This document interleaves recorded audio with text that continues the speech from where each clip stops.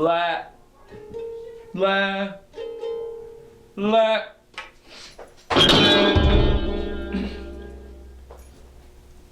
Lads. See, I could do it a cappella better than I could do it with an instrument.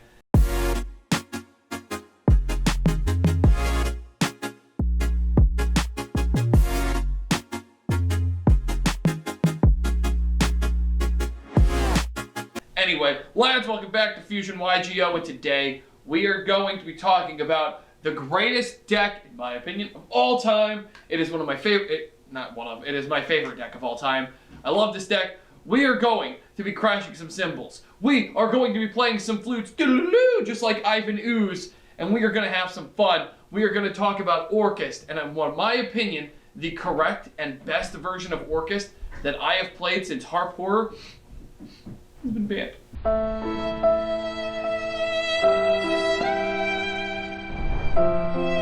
If you like this kind of content, make sure you hit that subscribe button down below, all that good stuff. Make sure you check out the card over here for the Holiday Cup.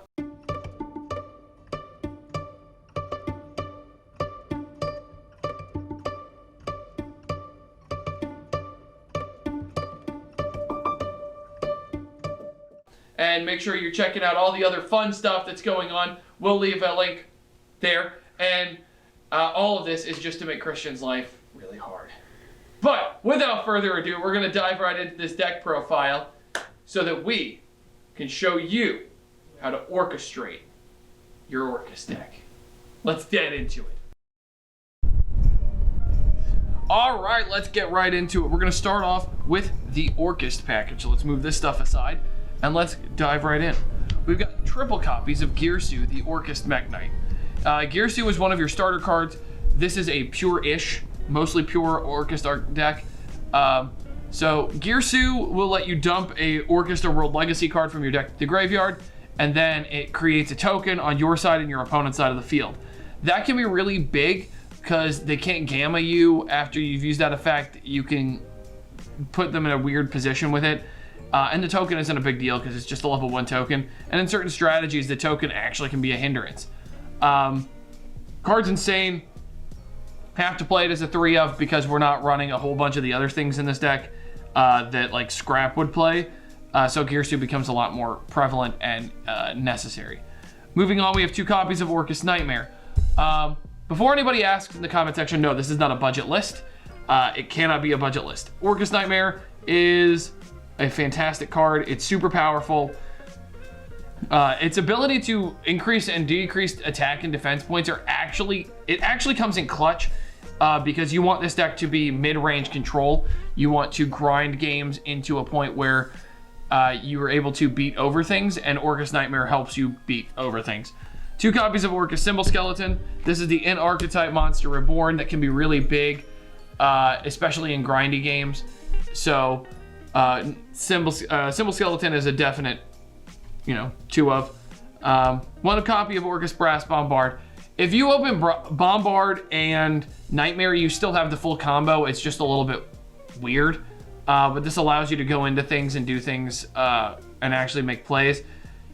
Brass Bombard is just good for those situations, the weird situations where you open it in another Orcust. Or if you open other Orcust names, what you can do is, like if you open Girsu and a Nightmare, you can dump Bombard to be able to get your Nightmare on field to be able to start building a board and amassing some advantage.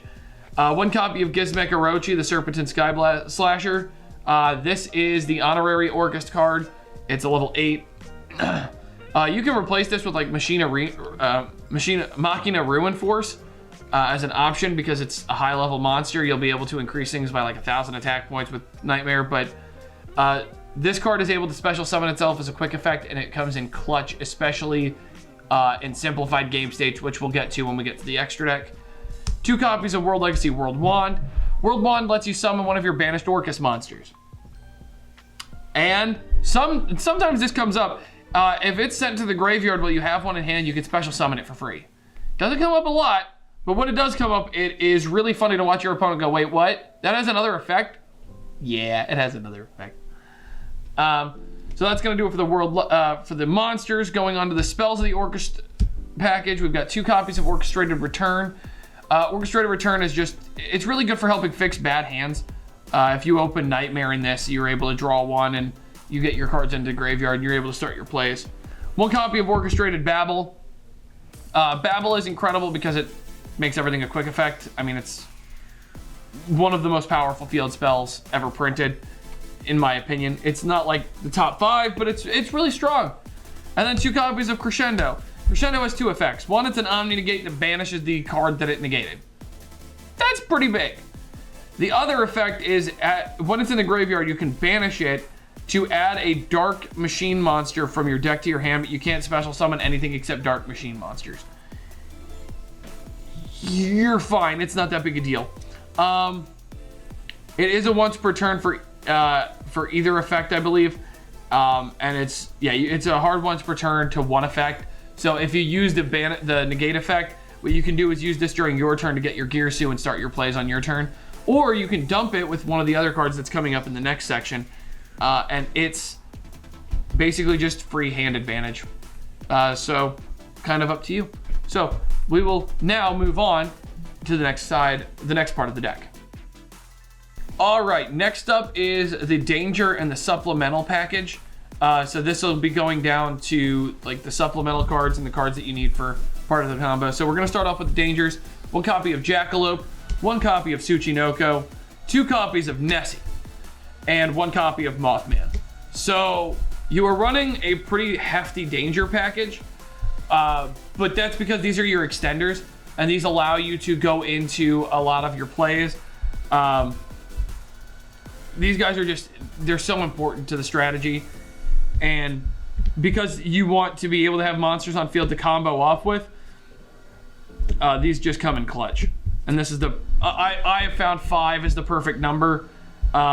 You could up it and run a 6 Danger Mothman, but that would force you to take things out of it you just don't want to take out. So continuing on to the fun stuff, we've got 1 copy of Armageddon Knight, 1 copy of Dark Grepher, and 1 copy of Rhoda, which will search these guys. So it gives you more starter cards and more options to be able to start the game off with. It gives you a total of 6 normal summons because this counts as one of them. So you've got 5 normal summons plus Rhoda. Pretty solid. And then the last of the supplemental cards is going to be 1 copy of Silent Boots and 2 copies of Fogblade. Making IP Masquerena can be huge, and being able to do it consistently is great. But what I have found is that when you want to grind out a game, I would rather have the Fogblades and ensure that this is gone and brick less often than anything else. And this is kind of how I've found the deck to work for me. So I've cut this down to just these 3. You could still run an Ancient Cloaks. It's perfectly fine. It doesn't do anything negative to the strategy, but I have found that this right here is the perfect lineup. And now we're going to move on to the supplementary spells and traps. Next up is the supplemental cards, starting off with 3 copies of Dark Ruler No More. Look, you want to win. And sometimes the only way you can build a board going second is to Dark Ruler them. And because this deck runs Dangers, running hand traps can be a hindrance. So instead, I opted to play Dark Ruler No More to be able to stop monster effects on field and limit what my opponent can do. To continue with powerful cards going first or second, we have 3 copies of Triple Tactics Talents. We're running triple TTT. I have used every single one of this card's effects, and it is always fun. If you're going second, the effect that I find is probably the most powerful is to shuffle the cards in their hand, like one of the cards in their hand back into their deck, or steal one of their monsters. But if you're going first, drawing 2 is insane. But if you don't need the draw and you've baited out their hand trap, what you can do is shuffle another random card from their hand back into their deck, and now they have to start their entire turn with an extra card down. And that can really hurt a lot of strategies, especially when they're playing against something that's as consistent and as wild as Orcust. Moving on, to continue powerful cards, we have Called by the Grave at 1. It's Called by the Grave. I don't know what else to say. We have 1 copy of Monster Reborn. Monster Reborn is just a free extender, and who doesn't like that? 1 copy of Foolish Burial. Again, it's free. Just take free resources. Free real estate, boys.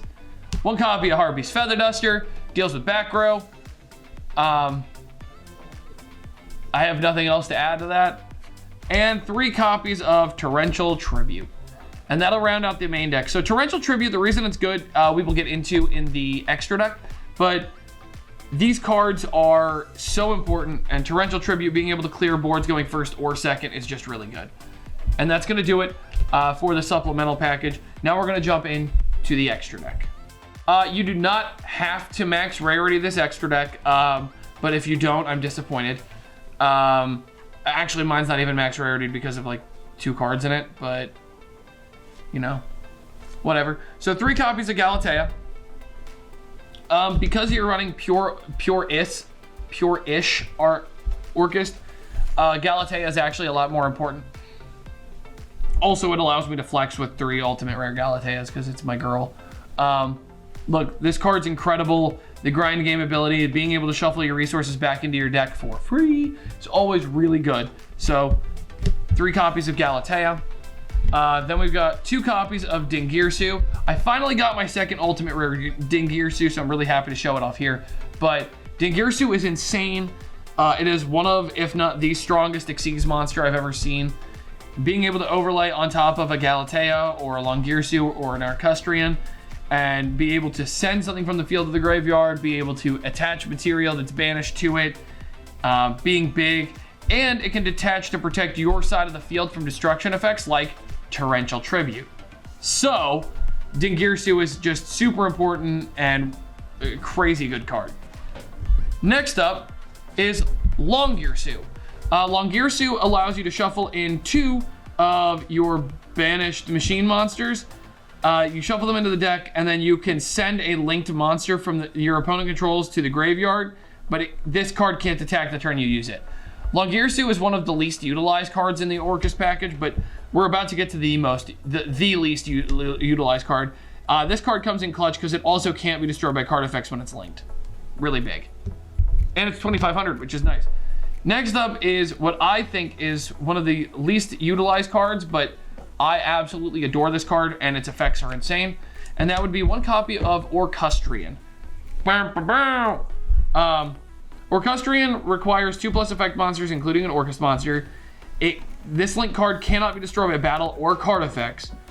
And you can target 3 of your banished machine monsters. You shuffle all of them back into the deck.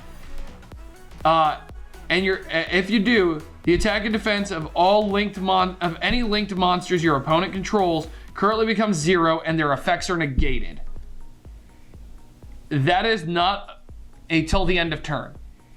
They get a blanket permanent drop to 0 and effect negation. Anything that's linked.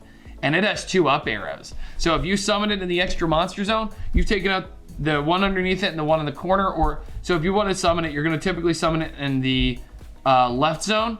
So it will point to the middle and to the one underneath, like directly under it. You can just take those monsters out of the equation, make it just nothing.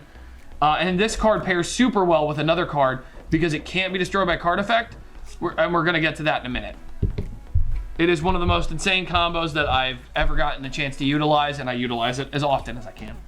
1 copy of Link Karibo. This is just in case you open Girsu. It allows you to get your token off the field and be able to go into your Orcust plays. Space Insulator. This is here to deal with Nibiru. If they Nibiru you and you still have Orcust effects, you are able to make this and continue going. If you have dangers in hand or whatever, you're able to use that token, get it off the field to make a Space Insulator and continue your plays. It doesn't happen a lot, but when it does come up, this card is clutch, and this is just a free spot. 1 copy of IP Masquerena. This card's insane. Being able to link someone on your opponent's turn is big. Next up is Phantom Knights of Rusty Bardiche. It's free advantage, it's free monster negations, it's free real estate, boys. It's free real estate. Okay, now we're on to the spice. I hope you guys are ready. So first up, we're going to talk about Topologic Trisbania. This is not the first, nor is it the last Topologic monster we're going to talk about. So, if a monster or monsters are special summoned to the zone, a zone or zones that this card points to, you banish as many of those monsters as possible, also as many spells and traps on the field as possible. And if you do, inflict 500 points of damage to your opponent for each of their cards banished by this effect. So your opponent can trigger this. It's a mandatory effect.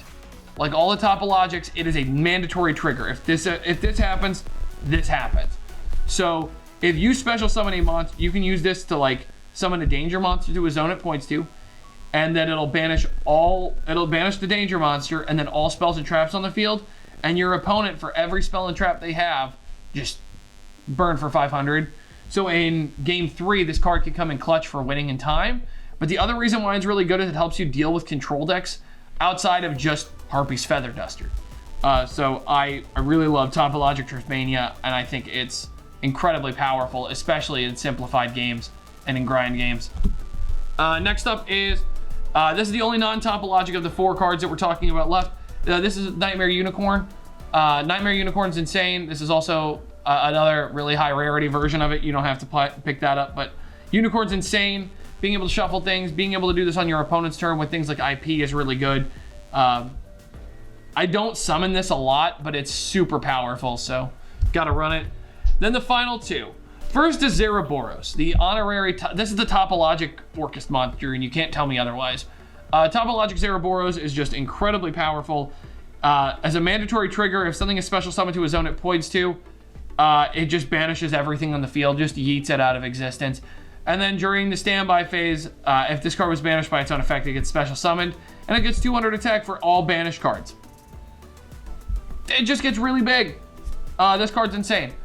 But this is the card I like to pair with Orcust, and this card's incredibly powerful, and that would be Topologic Bomber Dragon.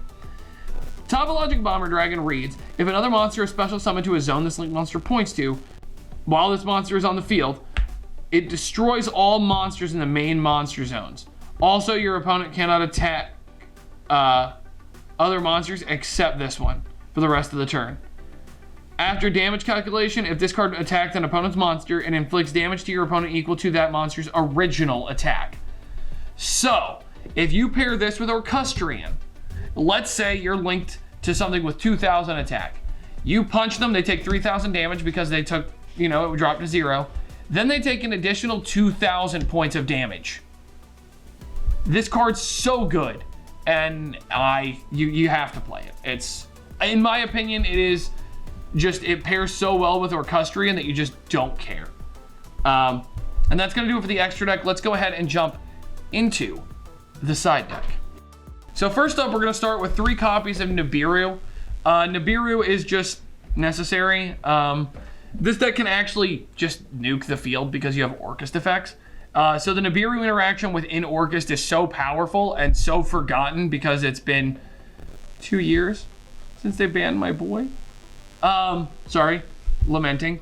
But now the Nibiru in this deck is just really rude because you won't even give them a token. You just yeet their field away, and that's really mean. Next up is going to be 3 copies of Drill and Lickbird. Drill and Lickbird is really, really powerful, especially in the current format. So many decks are just adding, and with the number of decks that are adding cards from deck to hand, Drill and Lockbird becomes really good. Next up is the back row removal. We have a bit of it. So we've got 2 copies of Twin Twisters to pair with our Harpy's Feather Duster, as well as a Red Reboot. Twin Twisters is just to deal with back row, blow it up. Red Reboot is just to make sure that we're able to play the game and locking them out of doing trap cards. So this is just another nice 5. It increases our number to 4. But that's not all, because I hate dealing with control, like deep control decks with this deck. So I got 3 copies of Evenly Matched as well, because it's a mid-range control deck. Balancing the scales is really rude. And last but not least, and this is going to make me the most hated person, but this card is just really good. And it gives you more ways to deal with monsters, and I didn't want to play a million hand traps because I feel like it conflicts, and that would be 3 copies of Mystic Mine. Look, I know that there are going to be people out there that are raging that I'm playing Mystic Mine in my side deck. I know that those people exist, and I want you to know that from the bottom of my soul, I don't care. This is the correct card to play in the side deck. It is powerful, it stops decks, it forces interruptions, and it forces your opponent to waste time dealing with it because you're playing a minimalist strategy. You're playing 1, maybe 2 monsters on the field at a time. You don't want more than that. Mystic Mine just poops on combo decks. that Stratos important or something? Dude, why'd you activate it in that form?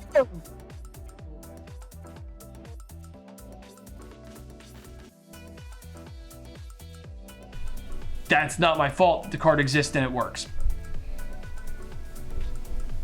Play more spell and trap removal. But that's gonna do it for the side deck. And lad, that is gonna do it for the Orcust deck profile. I hope you guys enjoyed. This is a very fun mid-range control deck. It can do a lot. It has so many options at its disposal, and the deck is insanely fun. So remember, if you want to join the Holiday Cup, check one of these two places.